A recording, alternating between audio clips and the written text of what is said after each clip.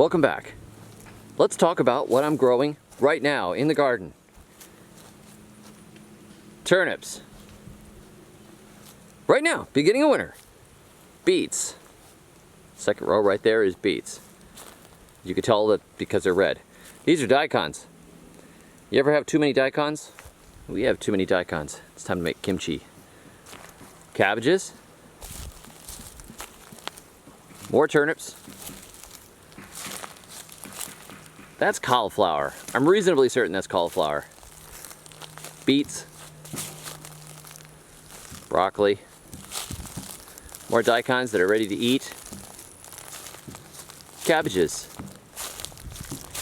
Another row of turnips. Onions. Bunching and green. Beets and cabbages. Cauliflower. Cabbages. Turnips. More turnips. Cabbages. Cabbages with a couple of broccolis we stuck in there to fill in gaps. Really wimpy Jamaican sorrel that really is not worth harvesting. Yams. Lots of habaneros. We planted too many habaneros. Not sure what we're going to do with those. Maybe we should make pepper spray. I think that would be perfect. I don't know. It's brutal. I once powdered some and then accidentally got the dust in my eye and I was blind for a while. That was not fun. I really don't know. I had a friend that was going to make some pepper sauces and that didn't actually work out. So we have way too many habaneros. Please leave a comment on my website. I will put your habanero in the mail to you. Strawberries are coming back here in the Grocery Row Gardens. They're not going to be doing anything, but they like that it's cooling off. Gotta wait for the spring for those. We've got some really nice looking ginger in here. The ginger has really thrived. Got more hot peppers in there. And then these gaps here are where we pulled the cassava out of. More gingers. Hot peppers. Mexican sunflowers that we feed to the goats. When the goats see me, they're gonna start complaining. They're tied up over here and they're eating. They complain a lot, I've noticed.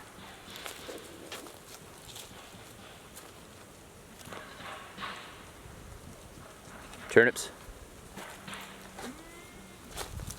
More hot peppers in there. My goodness, we had a lot of hot peppers this year. I have made literally gallons of sauce and dried pepper flakes. My kids made some sauce. This area right here just really should have a bit of cover crop or something on it. I just got all these huge mulch piles, so the mulch is going to go through here. These cannas we've been cutting and feeding to the goats. We got a couple of freezes. They were burned a little bit, but they weren't burned badly. They were light freezes. The raspberries have been producing a little bit of a fall crop. This is a variety called Heritage, which works very well in Zone 8. Not much going on. My angle gourds are long gone. More pathetic sorrel. Look at the fall color on that Japanese persimmon. It's just amazing. I love it. Blueberries going to sleep. Blackberries going to sleep. It's just not the season for most of these things, and if I needed to use the space, like I write in the Grocery Row Gardening book, I could just turn around and stick transplants and things in here anywhere I wanted. And I've done a few, but I haven't done a lot. You don't really have any need because I have the row gardens as well. Let's see. Here, you know, we've got some brassicas. Got some potatoes coming up, probably ones that we missed harvesting earlier because I didn't plant any for fall in here. Most of the cannas have been dropped to the ground, chopped to feed goats. Just come on through. See, it's just a kind of a sleepy garden in December. This is the time of year to get other stuff done, like making more biochar, which the kids are actually doing right now. Hear all that hammering. It's amazing to me how well these marigolds did through this year. They are just gorgeous and they just keep going and going and going. Look at this. Got a self-seeded sunflower Looks like it may actually bloom before it freezes. I don't know. Lots of Everglades tomatoes coming back. This variety of sorrel did better. We harvested it earlier. We could start harvesting seeds off it. I'm not sure what the variety is. The leaves were not as good for harvest. Hey darling, how you doing? Whining at you, that's how I'm doing. Asparagus are going to sleep. Peaches are going to sleep. The leaves just fall off now. They know it's time to go to sleep. Got some turmeric there. Fig is going to sleep. Next year we should get figs. Let those leaves return to the soil. This is galangal ginger. I thought it was butterfly ginger. I planted multiple roots in here and I was like, I don't remember planting butterfly ginger, but the flowers look just like butterfly ginger. Turned out it was galangal. I went over and saw my friend Liz's garden and like, oh, galangal. And y'all have seen my kind of pathetic rutabaga rose. That's just sad. Well, whatever. Not every batch of seed is good. Not every planting works out well. You don't get the rain at the right time. So we have some patchy carrot rows. This bed in particular did very poorly. This bed's doing fine. Needs a little more thinning. This bed's doing fine. We're gonna get some carrots. That's good. Then we've got some Brussels sprouts, which are doing so-so. It's not amazing. Maybe we'll get some. There's some collards back there. Really, the coolest looking gardens right now are the single rows. That's where we've poured in most of our production. But enough of this wandering around with this weird modern lens. But enough of this wandering around with my modern kit lens and doing the run and gun vlog thing. I'm testing out this vintage Konica lens that I have adapted to the Canon for the first time. And I am going to do a painfully beautiful montage of images from that camera with some tasteful music. Just because I felt like doing something artistic. You could take the kid out of art school, but you can't take the art school out of the kid. That's such an artsy shot right there. Wow, Canna. That's so artsy. I'm just gonna...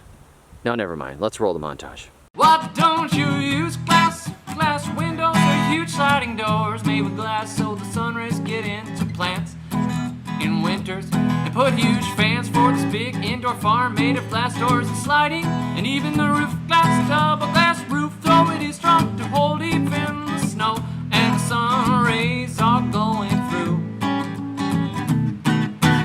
Put a heater to keep warm inside for winters, 77 degrees, 65 lowest in winters, and in May 25th or beginning of May when the weather gets warm, slide those glass doors and craft roof doors and let nature take its place from May to September 5th. That is warm enough summer tropical weather. Always use the side doors when the weather is 79 degrees in autumn too, and even those long days in spring or winter, the side doors are so easy.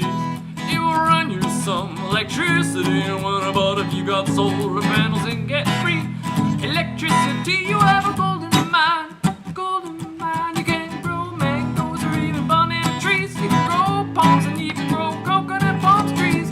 Sell it all at markets, tropical farms in Massachusetts. Wow, if I had a big land in Massachusetts, especially in Cape Cod, I will make a tropical farm and grow bananas and mangoes and coconuts and other tropical foods, plants, fruits.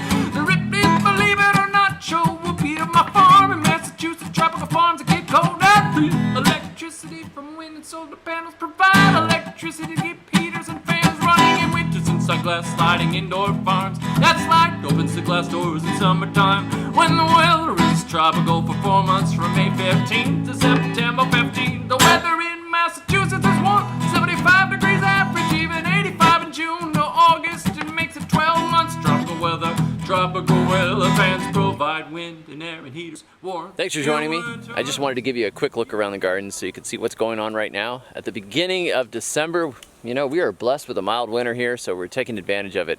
So some of the stuff that you might grow further up north only in the spring or in maybe late summer coming into fall, we can grow through the winter here. As long as we don't get a really, really cold snap, which happens sometimes, we can get cabbages and broccoli and cauliflower and carrots and all that stuff just right on through the winter. So we have our two seasons, our kind of our spring season and then fall through winter season, and things change in that, and we're trying to learn the seasons again after spending years in the tropics and doing better this year than we did last year.